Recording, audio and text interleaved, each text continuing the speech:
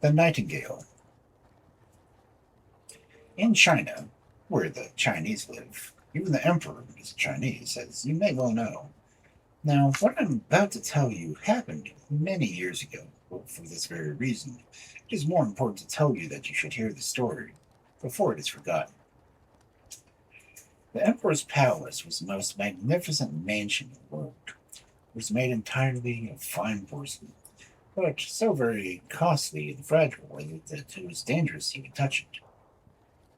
The choicest flowers were to be seen in the garden, and to the most gorgeous of all, little silver bells were fastened, so that the tinkling might prevent anyone from passing by without noticing them.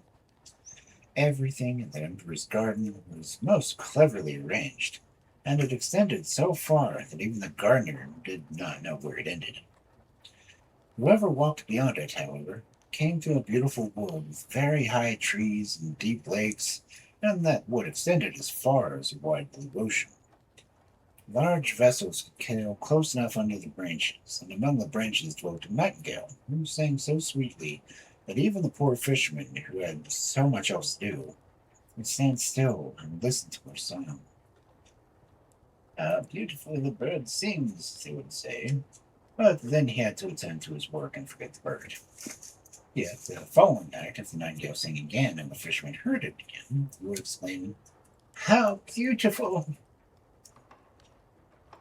Travelers came from all parts of the world to the emperor's city. They admired the city, the palace, and the garden, but when they heard the nightingale, they said, "This is best of all." And they talked about it after they got home. Learned men wrote books about the city, the palace, the gardens, but they never mentioned the nightingale. And poets wrote the most beautiful verses about the nightingale in the woods and the sea. These books were translated into every language of the world, and one of them fell into the hands of the Emperor of China. He was sitting in his golden chair, and he read and nodded his head, for the splendid descriptions of the city, the palace, the garden pleased him greatly. "But there's nothing like the nightingale," was written in the book. "What is this?" said the Emperor. "The nightingale? I've never heard of it. Can there be such a bird in my empire, even in my garden, without my knowing? Do I have to learn it from books?" He called his chamberlain. Now he was so grand a person that no one of inferior rank presumed to speak to him. If anyone dared to do so, he would only say "pish," which has no particular meaning. "They say there's a remarkable bird here called the nightingale," said the Emperor. "Her song, they think, is worth more than anything else in my dominion. Why has nobody told me?"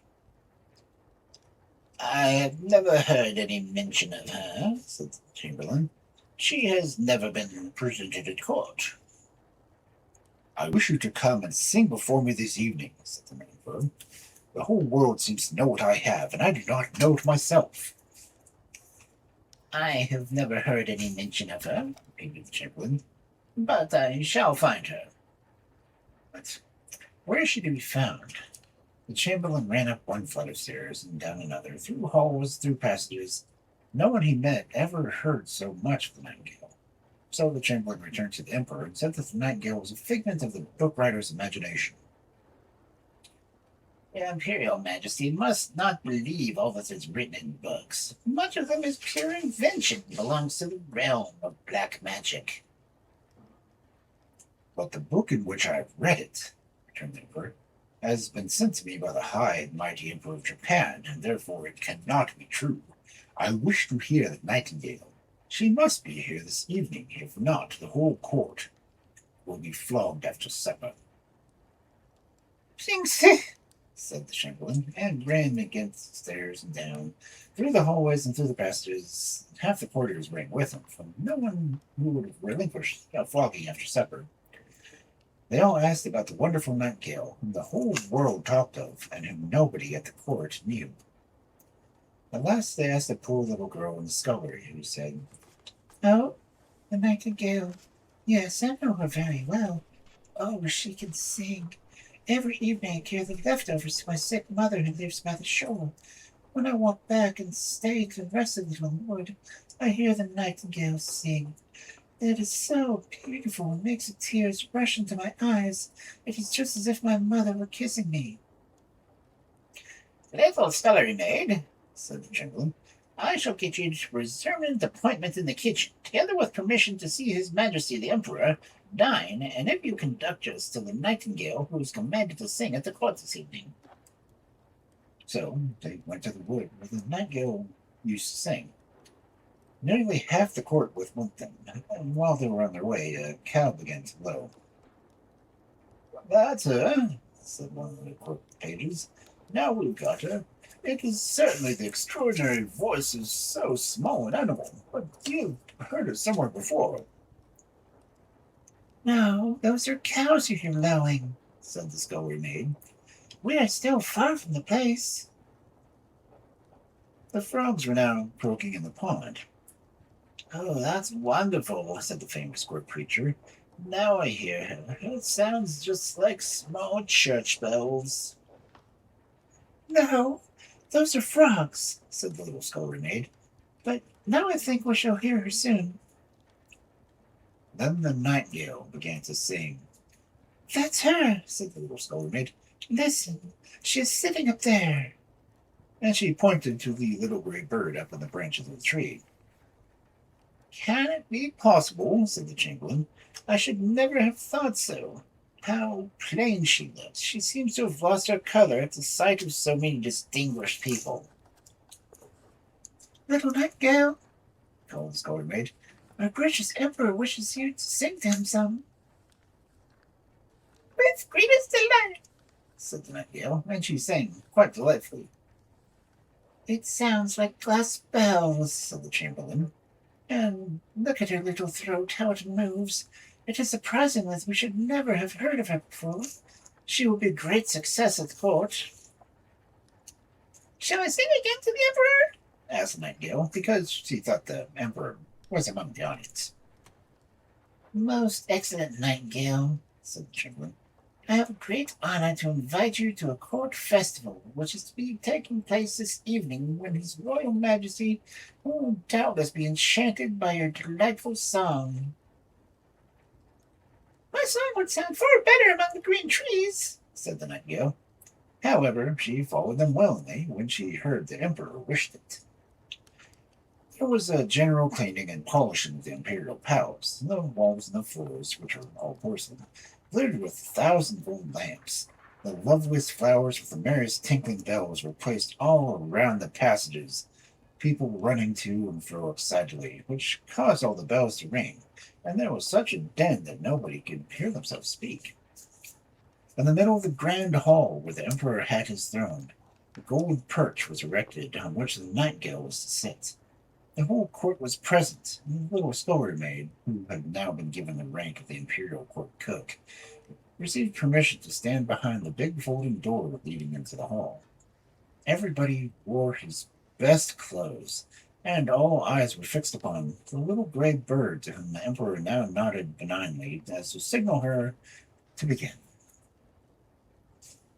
The Nightingale sang so sweetly that tears came to the Emperor's eyes and rolled down his cheeks. And now the Nightingale sang sweetly still, and that touched the hearts of all who heard her. The Emperor wanted to present her with the golden slipper which she was to wear around her neck at all times, but she thanked him, and she said that she was already sufficiently rewarded. This is a most amiable way to win hearts, said the ladies present, and they all put water into their mouths and began to move their throats, as the Nightingale did, whenever somebody spoke to them. That way they thought they would become nightingales too. Even the footmen and chambermaids declared that they were satisfied, and that meant a lot, because they were always the most difficult to please. Yes, indeed, the Nightingale's success was complete. She was now to remain at court and have her own cage and permission to fly out twice a day and once a night. 12 attendants were to accompany her on her excursions, and they held her with a silken band that fastened around her foot, and they kept good hold. There was no pleasure in such excursions.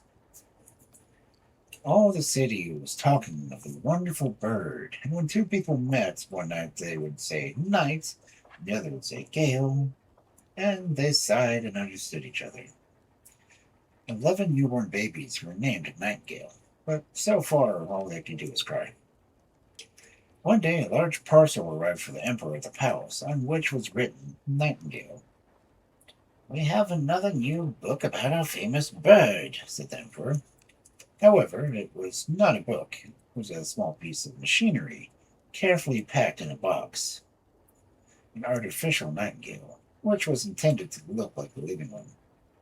The plaything did not look gray and modest like its model, but was covered all with diamonds and rubies and sapphires. When the artificial bird had been wound up, it could sing one of the tunes that the real nightingale sang, and its tail, glittering all with silver and gold, went up and down all the time. A little band was fastened around its neck, on which was written, "The nightingale of the Emperor of Japan is poor compared to the nightingale of the Emperor of China." "How delightful!" exclaimed everybody, and the bear was immediately given the title of Chief Imperial Nightingale Winner. "Now they will sing together," they said. "What a beautiful duet it will make." And so they had to sing together. But it was not a success, for the real nightingale sang in her own natural way, whereas the artificial produced its tones mechanically. The master of the emperor's music took the side of the artificial bird and said, "It is not his fault. He keeps exact time, quite in accordance with the method I teach." So the artificial bird sang alone. He was just as successful as the real nightingale, and in addition, he was much prettier to look at. 33 times he sang the same tune, and yet he was not weary. People wanted to listen to him again, but the emperor thought it was now time the real nightingale sang once more. But where had she gone to? Nobody had noticed that she had flown out the open window and back to her own green wood. "What is the meaning of this?" said the emperor angrily, and all the courtiers called the nightingale an ungrateful creature. "Anyway, we have a better bird," they consoled themselves, and the artificial bird had to sing his song for the 34th time. The audience had still not learned because it was difficult. The music master praised the bird inordinately and declared that he was superior to the real nightingale, not only in his exterior appearance, but also in his voice. "You see, your majesty and my noble lords," he said, "with the real nightingale, one never knows what is coming. But everything is settled with the artificial bird. It can be taken to pieces, and the works can be examined, how the wheels fit into each other, and how the sound is produced." "Well, that is perfectly true," everyone agreed, and the music master received permission to show the bird to the people the next Sunday. "They should also hear him sing," commanded the emperor. And so it happened, and they were pleased as if they had gotten drunk on tea, for it is tea that makes China merry. They all said, "Ooh," and raised their forefingers and nodded their heads. But the fisherman who had heard the real nightingale said, "It does sound quite pretty, almost like the real bird, but yet there's something missing. Heaven knows that." The real nightingale, however, was exiled for disobedience. The artificial bird had his place in a silken cushion next to the emperor's bed. All the presents he had received, gold and precious stones, lay around him. He had obtained the rank and title of High Imperial Nightingale Singer, and was allotted #1 seat at the left side. For the emperor thought the left-handed side was noblest, because one's heart is on the left-hand side, even the emperor's heart. The music master wrote 25 volumes about the artificial bird using the longest and most difficult words obtained in the Chinese language, and it was much too Chinese for even the Chinese, but they all said they read it, otherwise they would have been considered stupid. Thus it went for a whole year. The emperor and the court and the whole Chinese people knew every note of the artificial bird's song by heart. That was the very reason they liked him so much. They could now sing with him. The street urchins sang, "Cluck, cluck, cluck," and even the emperor sang the song. Yes, it was charming. One evening, when the bird was in full song, with the emperor lying in his bed listening, there was a sudden bang, then a sir. and all the wheels were running about. The music stopped. The emperor jumped out of bed and called his chief physician, but what use would that be? When that best clockmaker was fetched, and at last, after much trial and error, the bird was in some measure put to rights again. But the clockmaker said that he must be spared with singing, for the pegs had almost worn out, and could not be renewed in such a way that the music would still be correct. There was great lamentation. Once a year only, therefore, the artificial bird was allowed to sing, and even then there were difficulties. The music master made a speech full of his favorite long words, and the singing was good as ever. When 5 years passed, a great affliction visited the land, for the people had heard that the emperor was ill and could not live very much longer. They thought highly of him in their hearts, so though they had already elected a new emperor. But they stood in the street outside the palace and asked the chamberlain how the emperor was.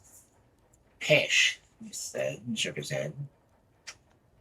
Cold and pale, the emperor lay in his magnificent bed. All the court believed him to be already dead, and everyone had fastened away to greet the new emperor. The footmen were standing in the quarters, gossiping about the new emperor, and the maids were having a grand tea party. The floors in all rooms and passages had been covered with thick cloth in order that no step should be heard, and all over the palace silence and stillness reigned. But the emperor was not dead yet. Stiff and pale he lay in his splendid bed with long velvet curtains and heavy gold tassels. The window was slightly open, and the moon shone down on him and the artificial bird. The poor emperor could hardly breathe. He felt as though something were sitting on his chest. He opened his eyes and saw that it was Death, who had put on the emperor's crown and was holding the golden scimitar in his one hand and the splendid imperial banner in the other. From under the folds of thick velvet hangings, strangest-looking heads were seen peering forth, some with an absolutely hideous expression, others with an extremely gentle and lovely aspect. They were the good and bad deeds the emperor had done, which were now fixing their eyes upon him, while Death was sitting in his heart. Do you remember this? They whispered one after another. Do you recollect that? And they were telling him so much of the sweat broke out on his forehead. I cannot stand, he said. Music, music. Beat the great Chinese drum to drown out the sound. But the voices went on, and Death nodded his head in Chinese fashion to everything they said. Music, music, cried the emperor. You dear little artificial bird, sing, oh, do sing.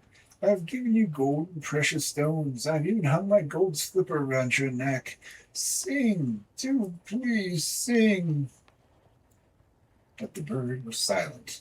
There was no one who could wind him up, and he could not sing. That was out of chord. Death continued to stare at the emperor with his great hollow eyes, and everywhere still, fearfully still. All at once, the sweetest song was heard from the window. It was a little living nightingale who was sitting on a branch outside. She had heard of her emperor's severe illness and had come to comfort him with her song and to give him new hope. As she sang, the spectral forms became paler and paler. The blood flowed more and more quickly through the emperor's feeble limbs, and even Death listened and said, Go on, little nightingale. Yes, you give me the splendid gold scimitar and the gay banner and the emperor's crown, answered the nightingale. And Death gave her all the treasures, each for a song. And the nightingale sang on. She sang of the quiet churchyard where white rose blossoms, and the lilac sends forth its fragrance, and the fresh grass is bedewed with the tears of sorrow from friends of the departed. Then Death seized with a longing for his garden, and flew out of the window like a cold white shadow. Thank you, you heavenly bird, said her. I've recognized you. I've banished you from my realm, and yet you have returned and sent away those evil faces from my bed and death from my heart. How can I reward you? You have rewarded me, said the Nightingale. I saw tears in your eyes when I sang to you for the first time. Those I shall never forget. They're like jewels to a singer's heart. But sleep now and wake freshly and healthy. I will sing you to sleep. And the Nightingale sang. The Emperor fell into a deep slumber. When he awoke, strong and healthy, the sun was shining at the window. Not one of his servants had returned, for they all believed him dead. Only the Nightingale was still sitting there and singing. You must always stay with me, said the Emperor. You need only sing when you wish, and I will break the artificial bird into 1,000 pieces. Don't do that, said the Nightingale. He has done his best for you as long as he could. Keep him and take care of him. I cannot stay and build my nest at your palace, for I need my freedom in the green wood. But I shall come when I like. I shall sit on the branch close to this window in the evening, and will sing to you to make you joyful and pensive. I shall sing to you for the happy people and the sorrowful ones. The good and the bad world which is concealed from you, I will reveal to you, for I get around the country. I fly to the fisherman's hut, to the peasant's cottage, to all who are far distant from you and your court. I know your heart and you love it better than your crown. I will come and I will sing, but you must promise me one single thing. Anything, said the bird. Anything you like. Now he stood in his imperial splendor, which he had put on himself, and held the scimitar to his heart. The sword was heavy with gold. Only thing I ask you, said the Nightingale, that no one know that you have a little bird who tells you everything. Let them all think you are wise. And with that, the Nightingale flew away. Quietly, the attendants came in to look at their dead emperor, and lo, he stood there. Good morning, he said.